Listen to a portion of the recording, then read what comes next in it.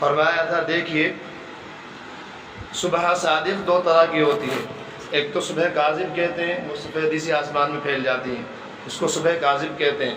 اس کے بعد تھوڑی دیر بعد ایک صبح اور ظاہر ہوتی ہے، اس کو صبح صادق کہتے ہیں۔ اس کے بعد فجر کا وقت فجر کا وقت ہوتا ہے۔ پھر فرمایا اسی طرح حمل دو طرح کے ہوتے ہیں، جب عورت کے پیٹ میں حمل ہوتا ہے، بچہ ٹھہرتا ہے تو بعض دفعہ ہوا بھر جاتی ہے تو جھلی پھول جاتی ہے، آدمی کو ایسے محسوس ہوتا ہے کہ اس کے پیٹ میں پیدا ہونے والا بچہ ہے، قریب ہے، حالانکہ وہ پھولی ہوئی جھلی ہوتی ہے۔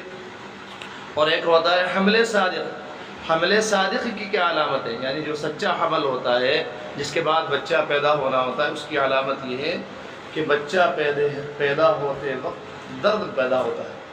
تو اسی طرح فرمایا کہ اللہ تعالیٰ کی محبت کا سچا درد جس کے دل میں ہوگا، اس کی علامت یہ ہوگی وہ گناہوں کو چھوڑ دے گا، کیونکہ حمل صادق سچے حمل کی علامت ہے کہ اس کے بعد بچہ پیدا ہوتا ہے۔ اور جو آدمی اللہ کے راستے میں چلنے کا دعویٰ کرے، اللہ کی محبت کا دعویٰ کرے، اللہ کے عشق کا دعویٰ کرے، اس کی سچی علامت یہ ہے کہ اس کے بعد عمل کا پیدا ہونا ضروری ہے، لازمی ہے، لابدی ہے۔ یہ آدمی مجبور ہوگا نگاہ بچانے پر مر جائے گا، لیکن ایک لمحے کے لیے اللہ کو ناراض نہیں کرے گا۔ یہ آدمی مجبور ہو جائے گا غیبت چھوڑنے پر، ایک لمحے کے لیے اللہ کو ناراض نہیں کرے گا۔ یہ علامت ہے سچے عاشقین کی کہ ہر وقت یریدون وجہ، ہر وقت ہماری طرف توجہ رکھتے ہیں، ان کی نگاہوں میں غیر کی کوئی اہمیت نہیں ہے، ہر وقت ہماری طرف توجہ رکھتے ہیں۔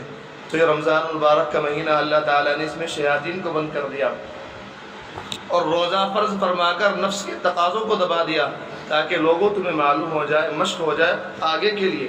شیاطین کو بند کیا اس مہینے میں، اور روزہ فرض فرما کر تمہارے نفس کو دبایا تاکہ تمہیں مشق ہو جائے اپنے نفس کو دبانے کی، اور یہ مشق اگلے سال عید کے بعد کام آئے۔ جس طرح تم رمضان میں جھوٹ سے بچتے ہو، غیبت سے بچتے ہو، بد نظری سے بچتے ہو، ادھر ادھر کی باتیں کرنے سے بچتے ہو، اسی طرح غیر رمضان میں بھی تم بچنے لگ جاؤ۔ اس لیے ہم نے روزہ فرض فرمایا۔ تو یہ اللہ تعالی ہم سب کو اپنی ایسی محبت نصیب فرمائے کہ ہم کوئی گناہ نہ کریں۔ فرماتے ہیں نبی اکرم صلی اللہ علیہ وسلم کہ رمضان المبارک کا مہینہ ایسا ہے کہ اس میں دو چیزیں تو ایسی ہیں کہ ان کو کثرت سے کیا کرو۔ نمبر 1 استغفار، نمبر 2 کلمہ طیبہ۔ آدمی چلتے پھرتے استغفار پڑھے، کلمہ طیبہ پڑھے۔ پھر فرمایا کہ دو چیزیں ایسی ہیں کہ ان کے بغیر تمہارا کام نہیں چلے گا، ان کے بغیر تمہارا گزارا ہو ہی نہیں سکتا۔ نبی اکرم صلی اللہ علیہ وسلم فرما رہے ہیں کہ دو چیزیں ایسی ہیں رمضان میں تمہیں کرنی ہی کرنی ہے، جیسا افطار کرنا ہے، افطار کے بغیر تمہارا کام نہیں چلے گا، ایسی ہی یہ دو چیزیں کرنی ہیں، ان کے بغیر کام نہیں چلے گا۔ پہلی چیز کیا ہے؟ جنت کی طلب، اور دوسرے جہنم سے پناہ۔ یہ رمضان کا مہینہ آیا ہی اس لیے کہ ہم اپنے اوپر جنت کو واجب کروا لیں اور جہنم کو حرام کرا دیں۔ نبی اکرم صلی اللہ علیہ وسلم دعا فرماتے ہیں اللہم انی اسألک رضاک والجنہ، اے اللہ میں آپ سے آپ کی رضا یعنی آپ کی خوشنودی مانگتا ہوں اور جنت۔ کیا مقام تھا، پوری امت کو سکھا گئے کہ دیکھو اللہ کا راضی رہنا پہلے نمبر پر ہے اور جنت دوسرے نمبر پر ہے۔ جنت کی طلب پہلے نمبر پر مت کرنا۔ اللہم انی اسألک رضاک، اے اللہ آپ راضی ہو جائیں، اس کے بعد مجھ کو جنت دے دیجئے۔ وَنَعُوذُ بِكَ مِن سَخَطِكَ وَالنَّارِ، اور میں آپ کے غصے سے، آپ کی ناراضگی سے پناہ چاہتا ہوں، والنار، اور اس کے بعد جہنم سے پناہ مانگتا ہوں۔ جنت سے زیادہ ضروری یہ ہے کہ آپ ہمارے لیے راضی ہو جائیں، اور جہنم سے بچنے سے زیادہ ضروری یہ ہے کہ آپ ہم سے ناراض نہ ہوں۔ تو یہ دو چیزیں ہیں۔ نبی اکرم صلی اللہ علیہ وسلم نے پہلے نمبر پر اللہ کی رضا کو رکھا اور دوسرے نمبر پر جنت کو۔ تو ہم بھی اسی طرح مانگیں، رمضان میں خوب مانگیں۔ یہ رمضان کا مہینہ مانگنے ہی کے تو لیے ہے۔ اللہ تعالیٰ سے جتنا مانگا جائے مانگیے، تھک جائیے مانگتے مانگتے، ہر وقت مانگیے، چلتے مانگیے، چلتے ہوئے، پھرتے ہوئے، اٹھتے ہوئے، بیٹھتے ہوئے، جتنا مانگا جائے اللہ سے مانگیے۔ کم سے کم یہ رمضان تو ہمارا ایسا گزر جائے کہ ہم اپنے اوپر جہنم کو حرام کروا لیں اور جنت کو واجب کروا لیں۔ اب بتائیے پچھلے ہفتے بات آئی تھی، اب آپ ہم میں سے ہر کوئی آدمی اب خود یہ پورا ہفتہ گزر گیا، اس ہفتے میں کیا ہوا، کتنے روزے، آج چھٹا روزہ ہے رمضان کا، 5 روزے گزر گئے، 5 روزے میں کتنے گناہوں سے بچے؟ کہ مسلسل وہی گناہ چل رہے ہیں۔